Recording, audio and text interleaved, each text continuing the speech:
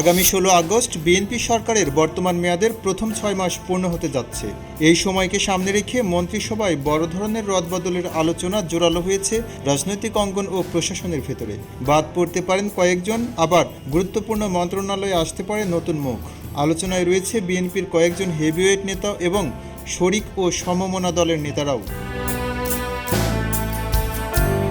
অভিজ্ঞতা ও রাজনৈতিক গুরুত্ব বিবেচনায় সম্ভাব্য তালিকায় বিএনপির স্থায়ী কমিটির সদস্য ডক্টর খন্দকার মোশাররফ হোসেন, গয়েশ্বর চন্দ্র রায়, ডক্টর আব্দুল মঈন খান ও সেলিমা রহমানের নামও আলোচনায় রয়েছে।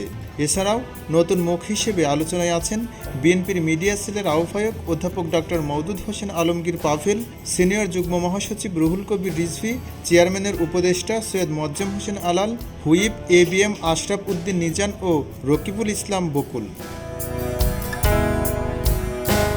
মন্ত্রিসভায় শরিক ও সমমনা দলগুলোর প্রতিনিধিত্ব বাড়ানোর সম্ভাবনা নিয়েও চলছে আলোচনা। এক্ষেত্রে নাগরিক ঐক্যের সভাপতি মাহমুদুর রহমান মান্না, সংসদ সদস্য ব্যারিস্টার আন্দালিব রহমান পার্থ, শাহাদাত হোসেন সেলিম এবং বিপ্লবী ওয়ার্কার্স পার্টির সাধারণ সম্পাদক সাইফুল হকের নামও ঘুরে ফিরে আসছে। প্রধানমন্ত্রীর তথ্য ও সম্প্রচার বিষয়ক উপদেষ্টা ডক্টর জাহিদুর রহমানও মন্ত্রিসভার রদবদলের বিষয়ে কথা বলেছেন।